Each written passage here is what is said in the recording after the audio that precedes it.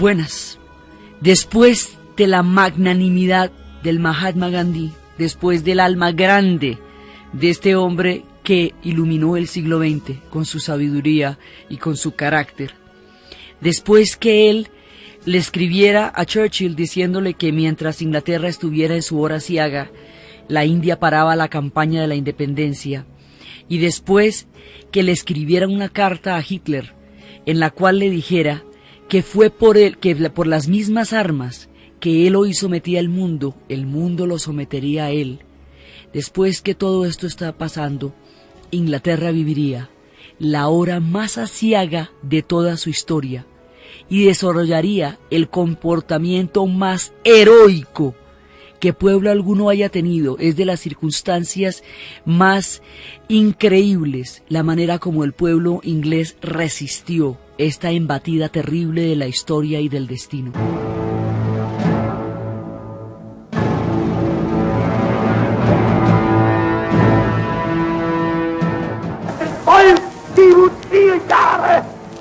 Und ich höre dir, so wie dir und so wie ich in dieses Amt eintrat, so viel ich dort ging. Ich tat es nicht um Gehalt und nicht um Lohn, ich tat es um deiner selbst willen.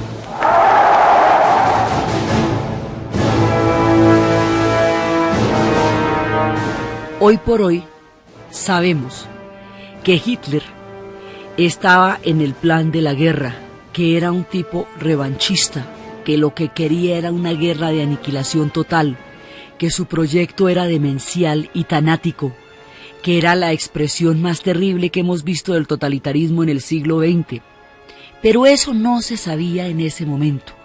En retrospectiva, después de todos los análisis que se han hecho sobre el nazismo, sobre el fascismo, sobre el carácter del totalitarismo, después de todo lo que sabemos que eso fue, después del Holocausto, después de toda la información que tenemos sobre ese fenómeno y el análisis que se ha hecho de la génesis y del desarrollo de semejante monstruosidad histórica, pues cualquiera dice que las cosas hubieran podido ser diferentes, pero nadie lo sabía. Este carácter, este giro que daría la política alemana era impredecible para la gente de la época. Y sobre la información que se tenía, se tomaron las decisiones que se tomaron. Nadie sabía que era un totalitarismo. Nadie sabía que el totalitarismo es la exclusión absoluta de toda diferencia. Es la intolerancia con todo aquel que no forme parte del proyecto armado. Nadie sabía que el totalitarismo es que unos hombres armados lleguen a una ciudad o a un pueblo, sometan a la población, la conviertan en rehén y pongan a hacer todo lo que ellos dicen como ellos dicen, por lo que a ellos les provoque lo que consideren ideológica o moralmente correcto según su criterio subjetivo, y que todo aquel que no les obedezca debe morir. Nadie se imaginaba los rostros que tiene el totalitarismo, ni los sufrimientos de la población ocupada, ni los pueblos que son rehenes de la guerra, ni los hombres armados cercando y aterrorizando a una población, doblegando su dignidad y su autoestima. Nadie se imaginaba eso. Hoy sabemos que eso pasa. Hoy sabemos que esos fenómenos se han repetido en la historia, desde que tuvieron una resonancia tan terrible como la que tuvieron en esta época. Pero eso no era conocido antes. Es un fenómeno terrible de este siglo. Entonces, ¿qué pasa? Que Inglaterra tiene una mala conciencia con Alemania después de la Primera Guerra Mundial, porque lo que le hicieron a Alemania después de la Primera Guerra Mundial sí era una ignominia. Alemania se sentó en la mesa de negociación con una situación militar más o menos ventajosa, con un territorio relativamente intacto, porque la primera guerra sucedió fue en Francia y sucedió en el frente ruso, no en el territorio alemán. Entonces los alemanes están relativamente ganando la Primera Guerra Mundial, digamos, están en situación en la que todavía sus ejércitos están en una solvencia militar y se van a sentar a negociar una paz sin vencidos, que es la consigna del presidente Wilson de los Estados Unidos. O sea que todo bien, nos podemos sentar a negociar, no pasa nada.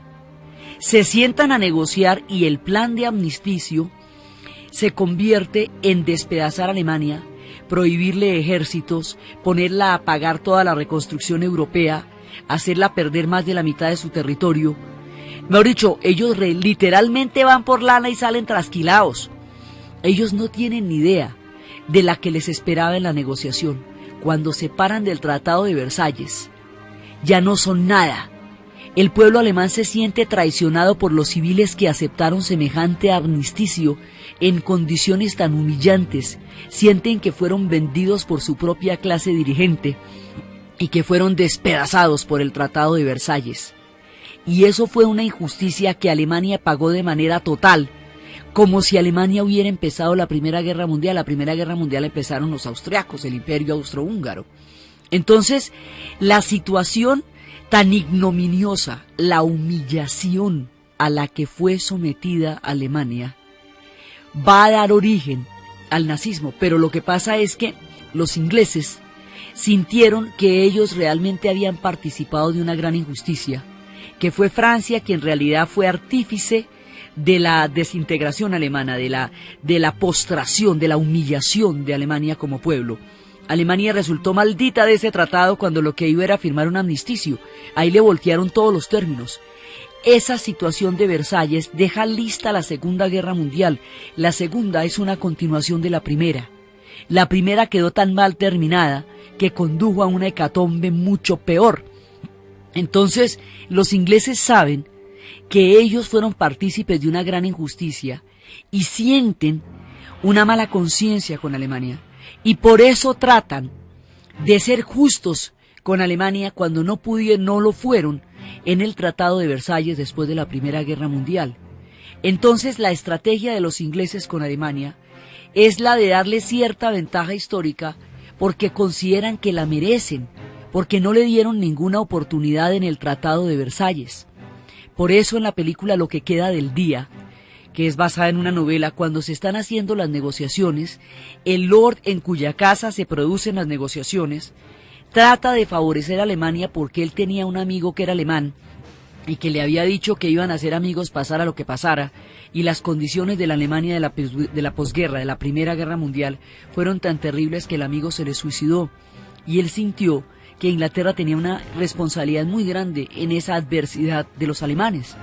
Entonces, con este espíritu, tratando, digamos, de reparar la injusticia cometida con Alemania, los ingleses van a mirar el conflicto desde ahí, desde la injusticia que ellos sienten que se cometió.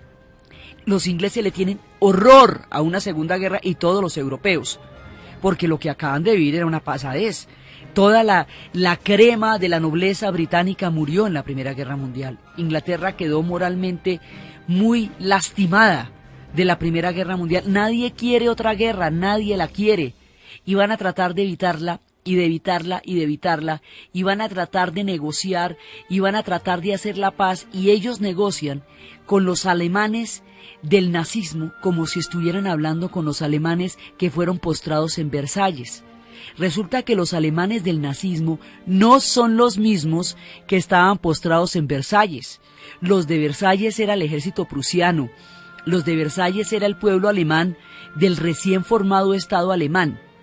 Los que van a negociar en los 20 y en los 30, ya a partir del 33, que es cuando Hitler es nombrado canciller, ya los tipos de von Ribbentrop, que era el canciller, en ese momento el negociador de relaciones exteriores de Alemania. En Alemania el canciller es el primer ministro, no es el de relaciones exteriores, sino el primer ministro. Ellos ya son otros. Entonces no tienen, digamos, el proceso por el cual la humillación, la postración, la ruina, el escarnio, la pobreza, la estanflación van a dar origen al nazismo. Cómo la herida tan profunda que ese pueblo tiene la va a reciclar en un odio y en una venganza tan grande. Cómo la guerra es un proyecto en sí mismo desde el punto de vista nazi, eso lo ignora todo el mundo, eso nadie lo sabe.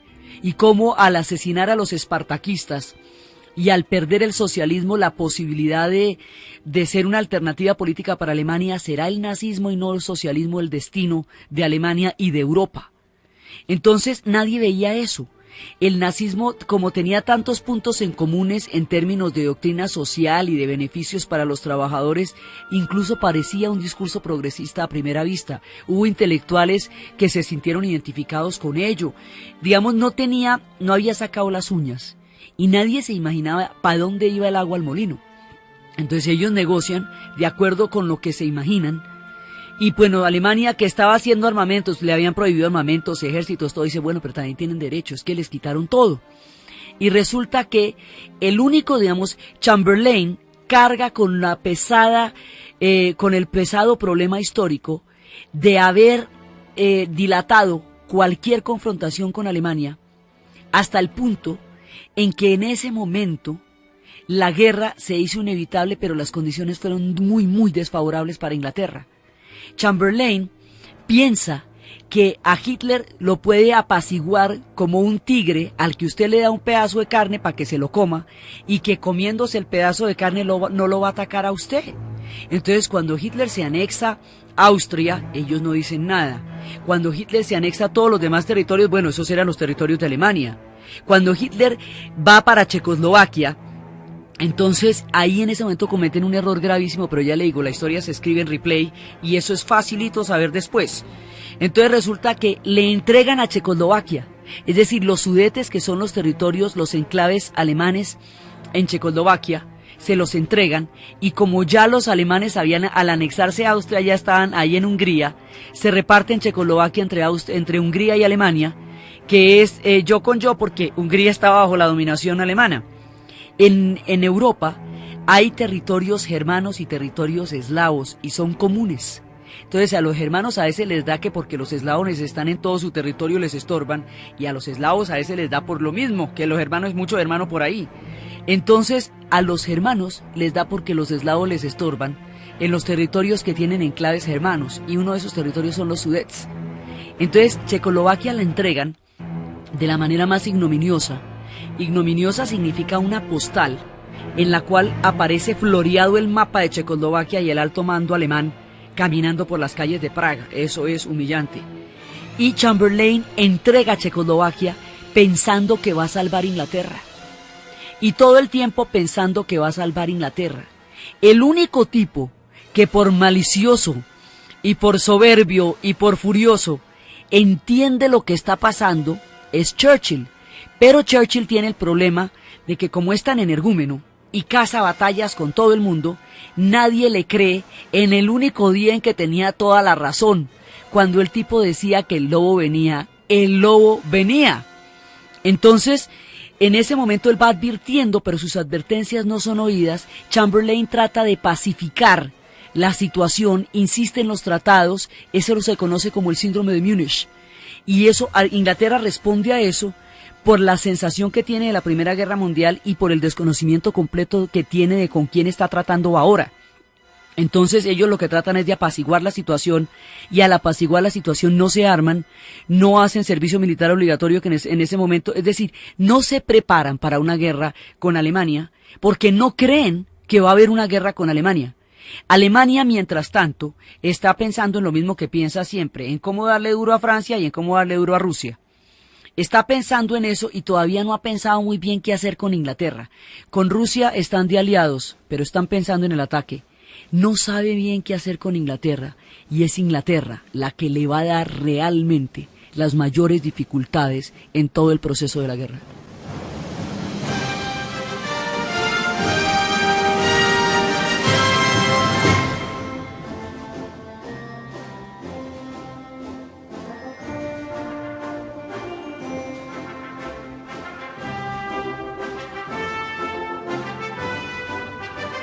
Nadie se imagina lo que va a pasar porque no tiene antecedentes lo que estaba ocurriendo con ninguna otra fuerza histórica anterior en esta época.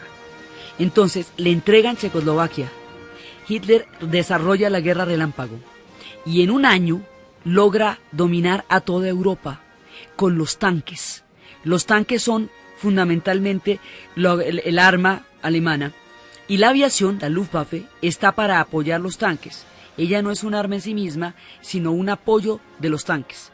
Los tanques van avanzando, y van avanzando luego a Checoslovaquia, y en Checoslovaquia ya la cosa es grave. Ahí en ese momento Churchill decía que eso era inadmisible, pero todavía no le hacían caso y todavía trataban de apaciguar a Hitler. Hitler tenía una voluntad de poder en la cual cualquier negociación lo que le daba era tiempo para avanzar más, porque la guerra era su proyecto.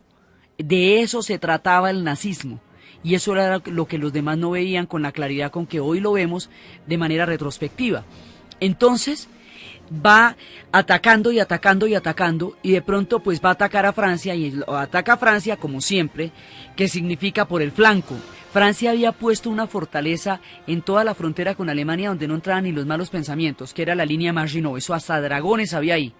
Entonces los alemanes no se meten por ahí, sino que se meten por el flanco y entran por Bélgica, que es la que siempre hacen. Esa fue la misma que hicieron en la primera, y someten a Francia. Francia cae, y hay un momento en que todos los pedazos de ejército que ha sido derrotado en todos los países van acercándose y van concentrándose.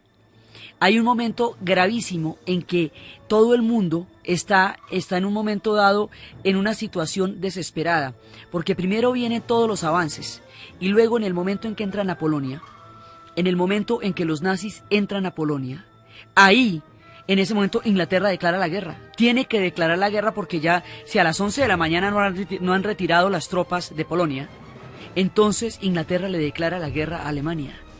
Los polacos resisten con una carga de caballería, y esa carga de caballería se enfrenta a las divisiones Panzer, y las divisiones Panzer les pasan por encima, aplastando a los polacos y a los caballos.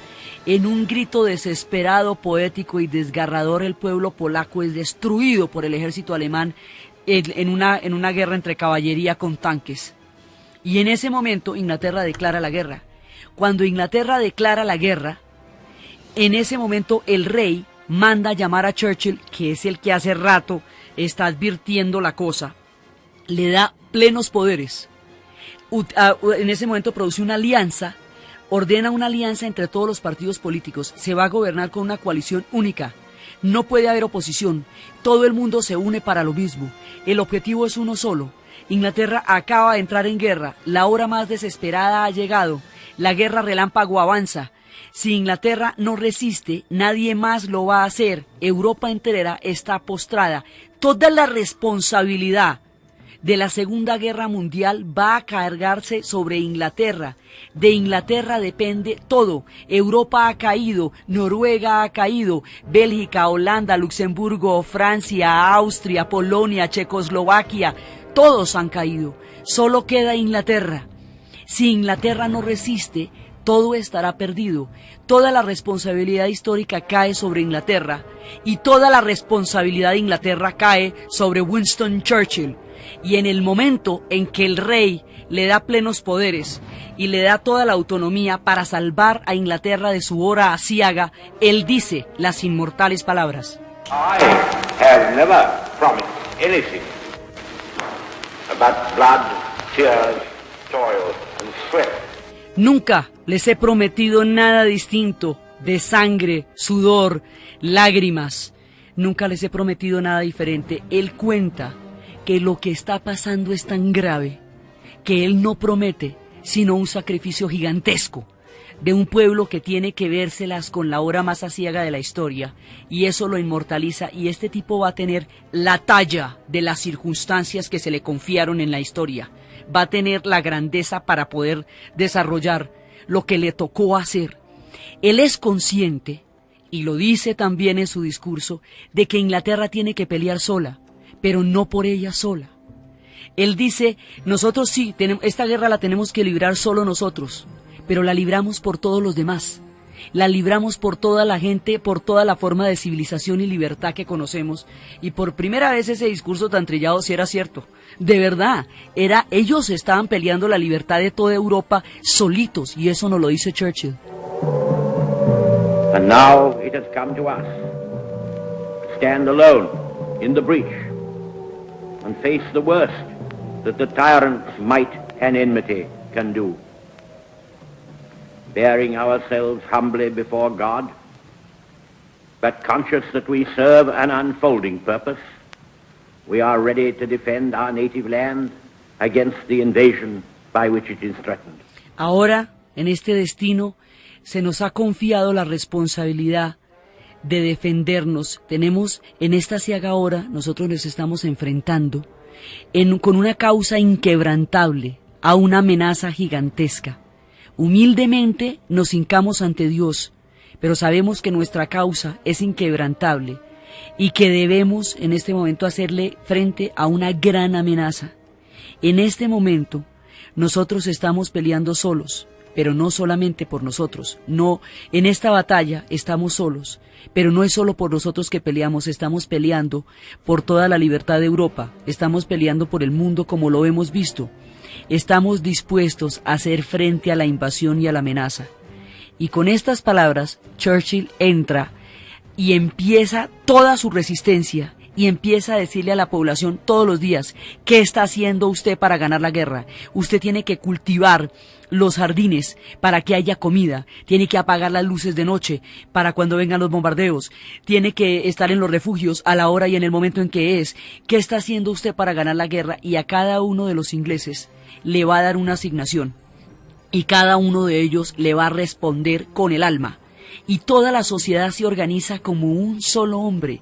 Cada uno de los civiles, cada uno de los soldados, todos se vuelven uno solo para ganar esa guerra. Y la resistencia que esta isla le va a dar a los alemanes no está escrita. Desde los tiempos de los normandos quedó clarísimo que a Inglaterra no la invade nadie. Nadie nunca ha vuelto a poner un pie en esa isla desde los tiempos de los normandos. Desde las oscuras épocas en que se habían sucedido las invasiones de sajones y de normandos, desde ahí no han visto ningún pie que no sea británico en esas islas, y no lo verán ahora. Y empieza este pueblo a resistir con una tenacidad que nadie le conocía. Entonces hay un momento en que esto ya de aquí para adelante tiene una cantidad de momentos heroicos, porque esta gente la va a dar toda, por ellos y por el mundo, porque era verdad que ellos solitos estaban resistiendo todo el peso del nazismo. Entonces, en ese momento, los ejércitos de toda Europa están desvertebrados. Los pedazos de ejército desarticulados se van tratando de aglutinar para tratar de salvarse en conjunto como ejércitos de todos los países europeos que en ese momento están invadidos. Y hay un momento en que juntándose todos van a llegar a Dunkerque, en el norte de Francia. En Dunkerque hay una bolsa, y ahí en Dunkerque 300.000 soldados de todos los ejércitos de Europa están desesperados y acorralados. En ese momento, el alto mando alemán le confiere a la Luftwaffe, por la lagartería del jefe de la Luftwaffe, el atacar al ejército de Dunkerque. ¿Qué pasa? Si al ejército de Dunkerque lo hubiera atacado la infantería, lo destruyen, porque todo lo que era la parte terrestre, todo el sistema de tanques era invencible. Pero por un acto de vanidad de las Fuerzas Armadas, la Luftwaffe es la que se pide atacar en Dunkerque y dan la orden de que las divisiones blindadas de los tanques Panzer no ataquen.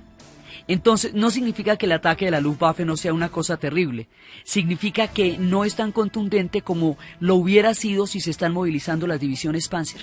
Entonces, el ejército está acorralado.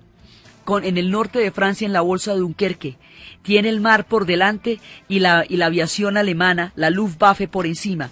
En ese momento, Churchill da la orden a todos los ingleses que tengan embarcaciones, que tengan barquitas, que tengan chalupas, que tengan canoas, neumáticos, llantas o gorritos, lo que sea, que pasen el océano, que atraviesen el Canal de la Mancha, que rescaten a los soldados que están en la hora más desesperada de Dunkerque y que los pasen para Inglaterra ya.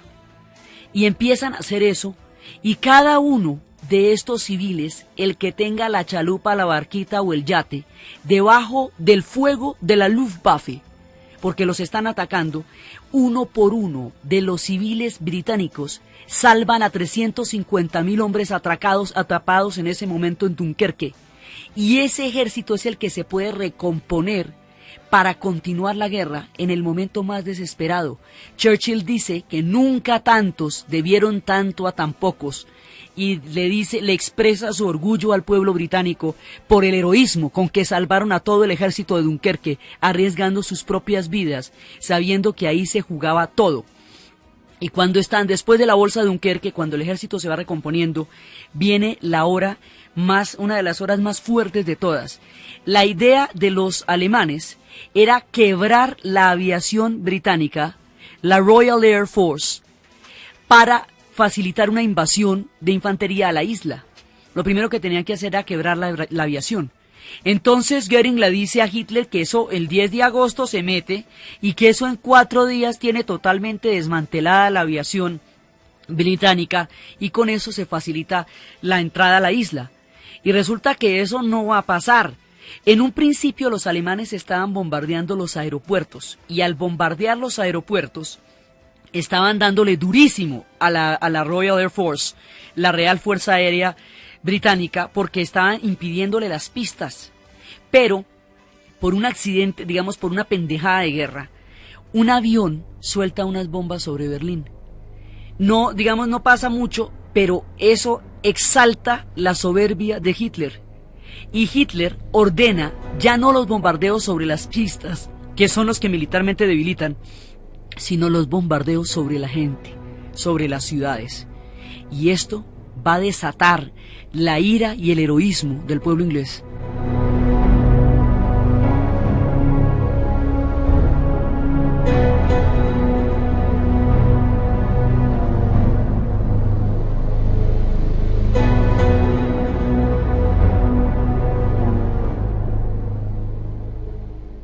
Nombre código, Operación León Marino. Así se conocía en las claves alemanas la operación que significaba la invasión a la isla. La invasión a la isla va a empezar por lo que se conocería en la historia como la Batalla de Inglaterra. Y la Batalla de Inglaterra es el ataque aéreo más contundente que va a hacer la aviación alemana contra la Royal Air Force, la Luftwaffe, que es la aviación alemana, contra la RAF, Royal Air Force, la Real Fuerza Aérea, que es contra a la que va a intentar quebrar para poder luego pasar a la segunda fase de la invasión. La idea era que rápidamente pudieran quebrar la aviación británica, pero eso no va a suceder. Van a ser los bombardeos más terribles y más aciagos. La batalla va a ser encarnizadísima, pero al no poderla ganar, tienen que profundizar más y más y más en los bombardeos. Entonces, originalmente, las bombas que habían caído sobre Berlín habían exacerbado la ira de Hitler, y Hitler empezó a ordenar ya no el ataque a las pistas, porque el ataque a las pistas es lo que militarmente derrotaría a la aviación, sino el ataque a la población civil. Y al atacar la población civil la enardecen. Y los ataques se van a suceder de una manera terrible, y es en el momento en que empiezan los bombardeos sobre Londres cuando se sella el destino de las ciudades alemanas, porque es precisamente por todos los ataques que se le hicieron a Inglaterra durante toda la guerra y a las demás ciudades europeas que a las ciudades alemanas las van a dejar hechas moronitas. Es precisamente por eso que la venganza sobre las ciudades alemanas va a ser total, por este tipo de decisiones, y la guerra aquí coge un aspecto feroz, porque en la estrategia de los alemanes es, en lugar de los frentes que había durante el tiempo de la Primera Guerra Mundial, ahora lo que van a hacer es tratar de romper las líneas de abastecimiento del enemigo, y al romper las líneas de abastecimiento del enemigo empiezan a destruir toda la infraestructura. Y al destruir toda la infraestructura, los puentes, los caminos, las torres de energía, todo eso se considera objetivo militar. Y en la medida en que se van metiendo con eso, se van metiendo con la población civil. Y al meterse con la población civil, el número de muertos se centuplica. Entonces ya no son 10 millones como en la primera, sino que van a ser 50 millones. En la Primera Guerra Mundial, si usted estaba en la línea de la batalla, pues se lo llevan, pero no lo buscan a usted para matarlo. En la Segunda Guerra Mundial, la población civil va a ser carne de cañón del conflicto, y esto va a profundizar mucho más en la barbarie. Los bombardeos sobre Londres son inclementes, son inmisericordes. La batalla de Inglaterra es una hora dramática y aciaga. Oh, there's a pattern above them. Weaving, diving, shooting airplanes as our fighters try to get to the bombers, which are being fanatically defended by the Messerschmitts.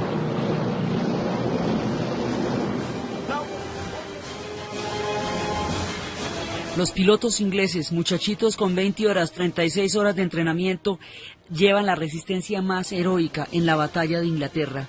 Los pilotos no aparecen, los aviones se ven estrellándose, una y otra vez los cielos están cubiertos por todos estos bombardeos y no logran quebrar a la Fuerza Aérea. Y al no lograr quebrar a la Fuerza Aérea, los planes alemanes se complican, se les complica la vida porque ellos contaban, primero le habían ofrecido a Inglaterra simplemente la paz. Y no más, ya con eso, digamos, mantenerla fuera de la guerra. Pero Inglaterra sabe que no puede hacer eso. Inglaterra no acepta nada y se mete solita porque si Inglaterra no resiste, no hubiera habido quien los enfrentara. Si Inglaterra no hubiera podido sostener y aguantar ella solita todo el peso de la Segunda Guerra Mundial, eso no se gana. De ella dependió en una gran medida. Después entrarían en Rusia, y Rusia sería la que los derrotara en Stalingrado. Pero en este momento, y más adelante entrarían los Estados Unidos, pero ahorita, entre el 40 y el 41, Inglaterra está solitica, y la situación es desesperada, y los bombardeos son cada vez más intensos, y la ciudad se va destruyendo. Todo el tiempo están bombardeando sobre Londres, entonces, al no poder destruir la Fuerza Aérea, ya no pueden bombardear de día porque la respuesta es contundente. Entonces van a tener que bombardear de noche. Entonces las luces tienen que apagarse, todas las luces se tienen que apagar y toda la población tiene que aprender a resistir los bombardeos.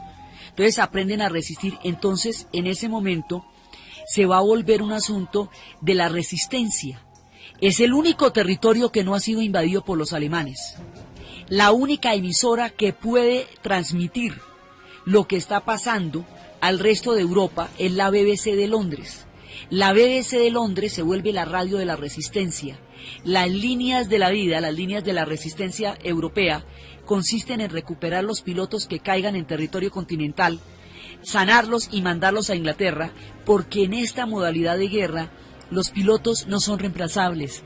Cada hombre, el tiempo que se necesita de vuelo para que un piloto esté en capacidad de responder un ataque de esos, no existe. Entonces los pilotos no son reemplazables. Tocaba coger a los pilotos, sanarlos y otra vez para el continente, y en eso consistían las líneas de resistencia, las líneas de la vida en Bélgica. Y en el momento en que eso pasa, cuando la única voz que hay en Europa es la BBC de Londres, De Gaulle, que no acepta la invasión alemana a Francia, De Gaulle, que no puede ver su país entregado y postrado, pide por la radio, habla por la BBC a los franceses libres y les dice que aquellos que no quieran y no puedan y no soporten a los alemanes se unan con él, a los nazis, y que liberen la resistencia. Y es desde la BBC y desde la radio de esta Inglaterra que está resistiendo que se crea la resistencia francesa en la voz del general de Gaulle. J'invite tous les Français qui veulent rester libres à m'écouter et à me suivre. Vive la France, libre dans l'honneur et dans l'indépendance. Yo invito a todos los franceses que quieran permanecer libres, que me escuchen y que me sigan. Que viva la Francia libre y la Francia independiente. Entonces, alrededor de Inglaterra se arma toda la resistencia, porque están las líneas de la vida, las que se organizan desde Bélgica, están las líneas, la resistencia francesa, que De Gaulle está llamando, y al principio le paran bolas 4 gatos. Cuando él arranca a crear la resistencia, eso no es casi nadie.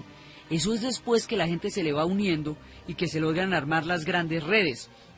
Pero en un principio era De Gaulle solito. Entonces, en ese momento, Inglaterra resiste, y resiste de una manera que es absolutamente heroica. Resiste, hay una película que se llama El Vestidor, y es la historia de un actor de teatro, un veterano de esos grandes como ellos tienen, como Sir Laurence Olivier y todos ellos, que está recitando a Shakespeare en medio de los más terribles bombardeos. Caen las bombas sobre Londres y el tipo está recitando a Shakespeare. Y en el momento más aciago y en la hora más oscura, el tipo está recitando a Shakespeare, y el tipo no deja de agarrarse de los versos de Shakespeare, porque él dice que si en alguna parte de Inglaterra no se está recitando a Shakespeare en el momento más aciago de toda su obra de la historia, entonces y solo entonces estará vencida Inglaterra. Mientras en algún rincón, mientras en alguna parte alguien esté recitando a Shakespeare, hay algo de Inglaterra que sobrevive a la ignominia y a la barbarie, y de esa manera el vestidor, que es el hombre que viste al actor, y el actor que recita a Shakespeare mantienen la dignidad de un pueblo postrado por los bombardeos. Y van resistiendo los ingleses, resisten manteniendo la vida cotidiana, no permitiendo que nadie interrumpa sus ceremonias. Y hay una foto de Robert Capa de dos viejitos en un refugio antiaéreo en medio de los más aciagos bombardeos, con un barril y sobre el barril puesto un juego de té, un mantel y un juego de té. Son las 5 de la tarde. Los refugios están atestados, las bombas están cayendo sobre toda la ciudad, pero ellos toman el té porque la ceremonia de la vida cotidiana es el éxito de la dignidad. Cuando un pueblo decide que nadie le va a controlar a qué horas toma el té, aunque los maten a todos, es una manera de decir que su espíritu no está siendo quebrantado, aunque la fuerza intente doblegarlos. Y los ingleses resisten. Y un día, después de un bombardeo gigantesco en un área que quedó totalmente pulverizada, que quedó completamente destruida, no quedó piedra sobre piedra, la catedral más grande de Europa, la más gigantesca, son horas y horas y horas de bombardeos en los refugios. Esta gente, en el pánico, escuchando las sirenas, corriendo de un lado para el otro, metida debajo de los refugios, viendo los escombros, y cuando usted está metido debajo del subterráneo, usted no sabe qué queda cuando usted salga, y es posible que no quede nada. Usted sale y lo que pase ahí puede ser ruinas, y en eso usted va a tener que vivir.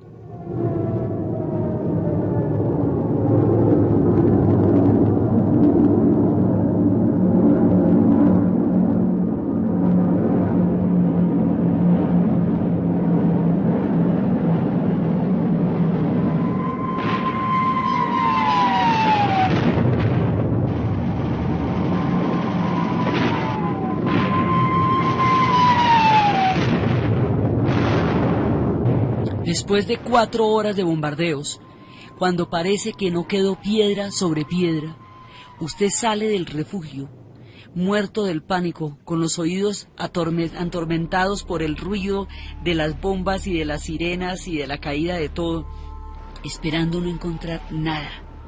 Y cuando finalmente logran salir de los refugios donde han sido encerrados por la desesperación, encuentran que la catedral de San Paul está intacta. No le ha pasado nada. Esto no es explicable, no se puede imaginar.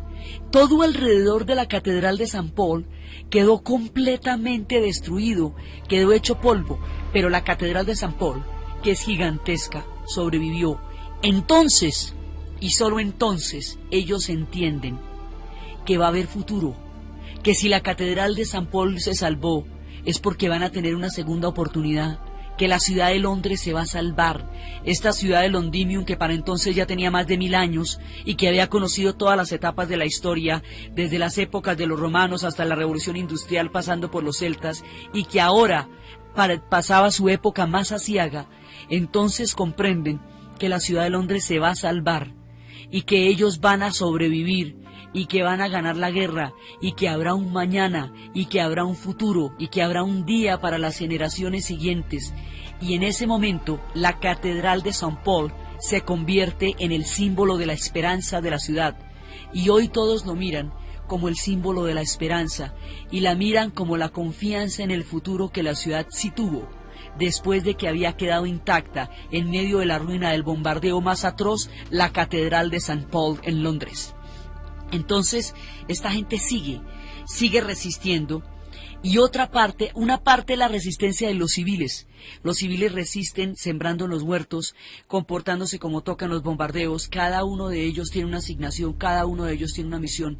Los pilotos resisten, todos están resistiendo, y en ese momento, cuando ya parece que la cosa está realmente grave, 2 inventos que ya se venían desarrollando pero que en ese momento se ponen en práctica, van a poner por fin en jaque a los alemanes, que hasta ahora las habían ganado todas. Aquí se les va a poner el dulce a mordisco, el radar y el sonar.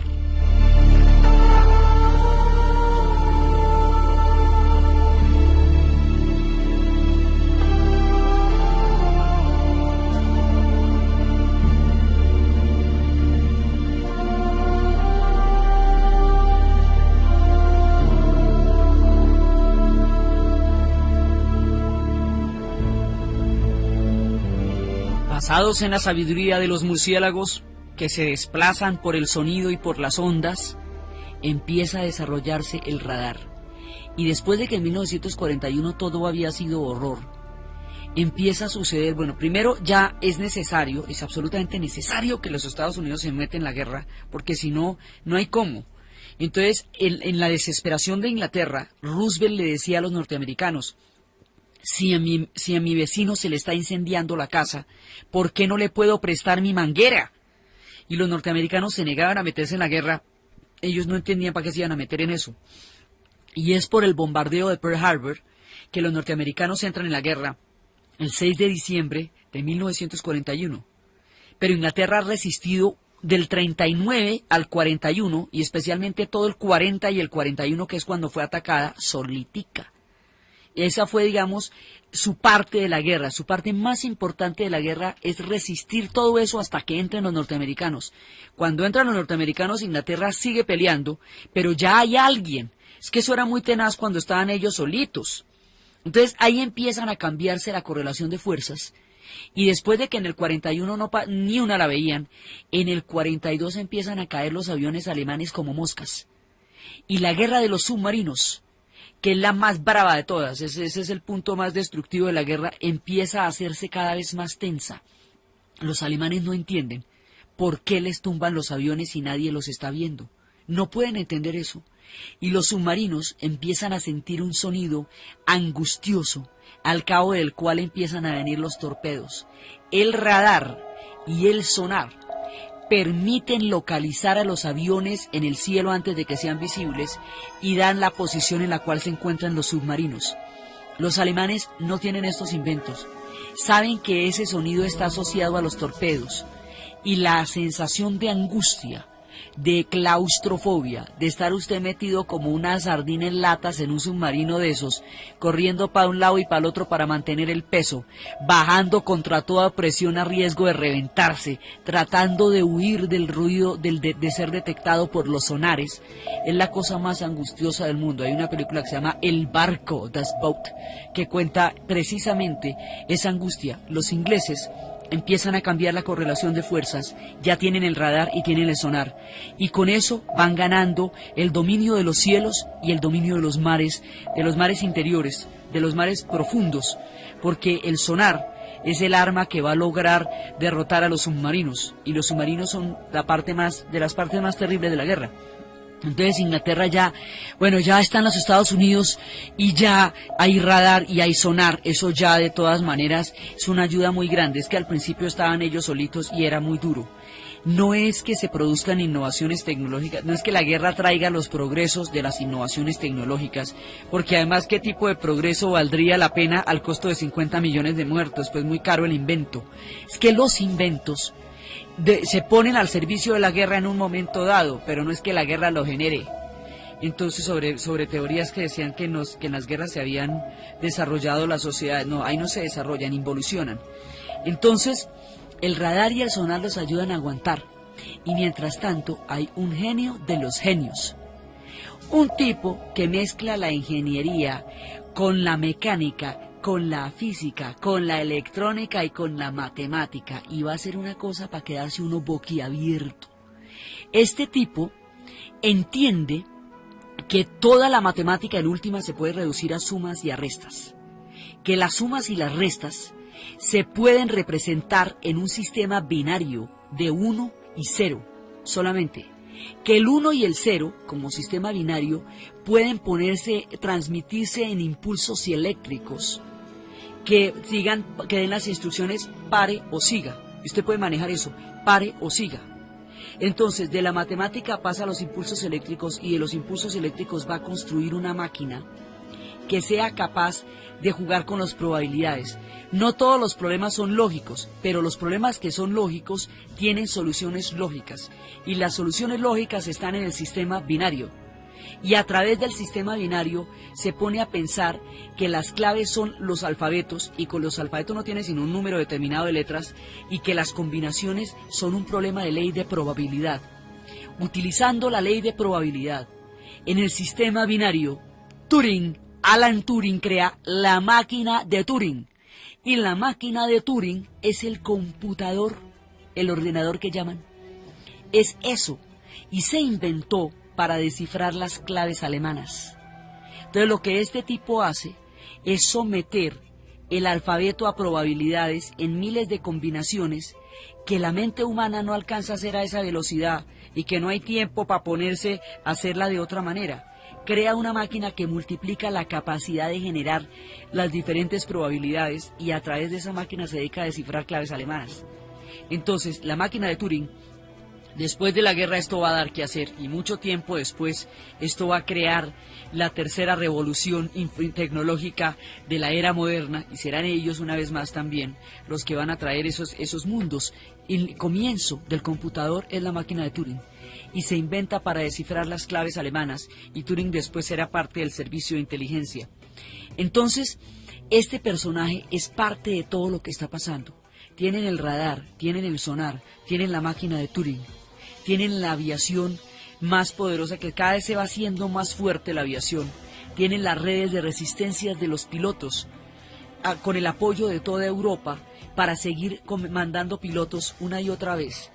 Tienen las claves, la emisora libre que puede hablar para toda Europa y es desde Inglaterra donde se coordinan todas las redes de resistencia, porque Inglaterra no fue invadida, porque Inglaterra resistió y con ella el mundo resistió hasta que pudieran entrar los Estados Unidos y hasta que rompieran el pacto de no agresión que tenían los alemanes con los soviéticos, se metieran en la Unión Soviética y allá se les fuera hondísimo, hondísimo, porque eso allá les va a terminar en Stalingrado y no quedan ni pa'l cuento.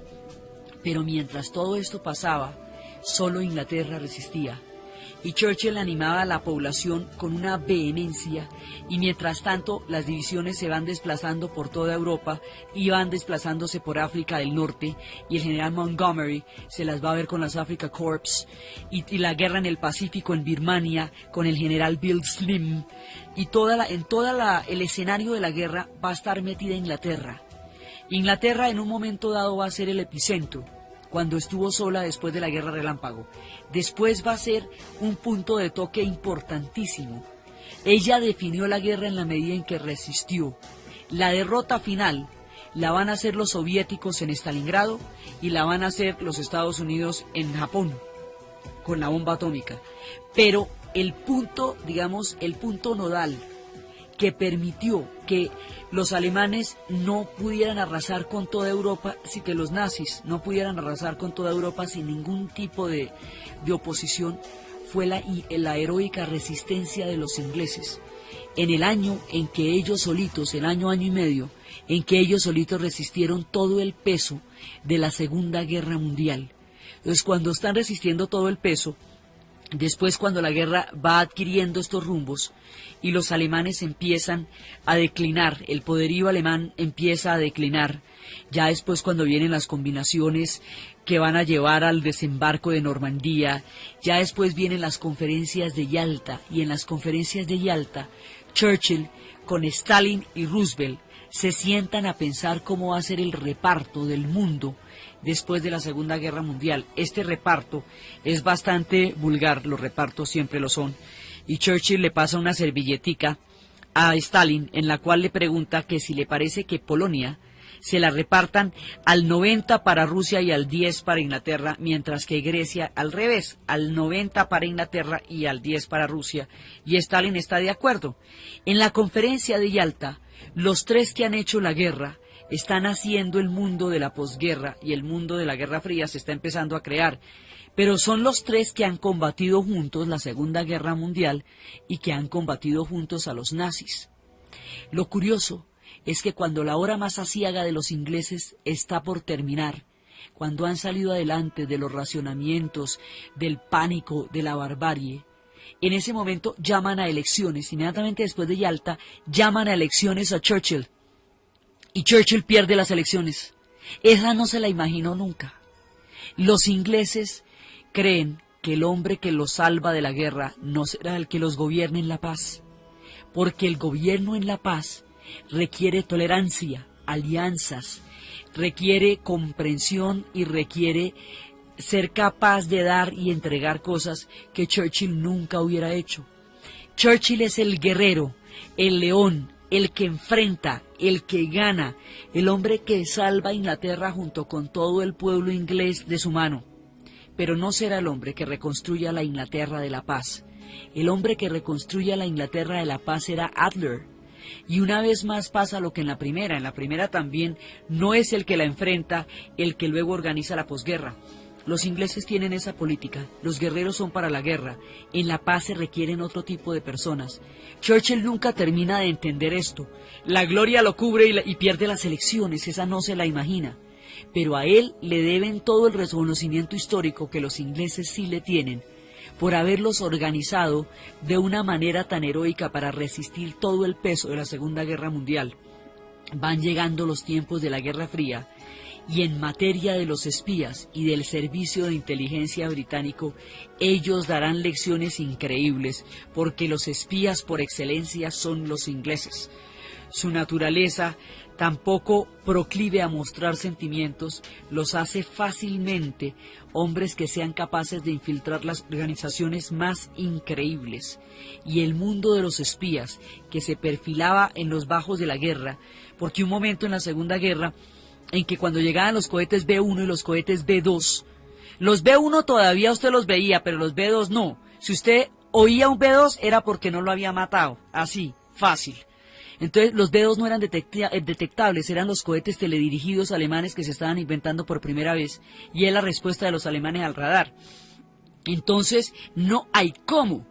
La única manera de parar esos cohetes es bombardeando las pistas, directamente los aeropuertos, porque evitar que salgan, porque una vez que salen, nadie puede evitar que estallen. Entonces la manera de evitar eso es averiguando dónde quedan las pistas, y esas pistas se averiguan solamente a través de los espías. Y los espías, cuando averiguan dónde queda una pista de esas, se paran en la mitad de la pista, señalan y pasan los bombardeos y los matan a ellos incluidos, pero dan la señal de dónde queda la pista. Y así se va creando el mundo de los espías, que es el que vamos a ver después. Entonces, desde las aciagas horas del momento más desesperado de la historia de Inglaterra, desde la esperanza de la Catedral de San Paul, desde el heroísmo de Dunkerque, desde la sangre, el sudor y las lágrimas, desde la desesperación y el heroísmo de un pueblo que solo enfrentó la hora de la barbarie, en la narración Diana Uribe y en la asistencia técnica César Moreno. Y para ustedes, feliz domingo.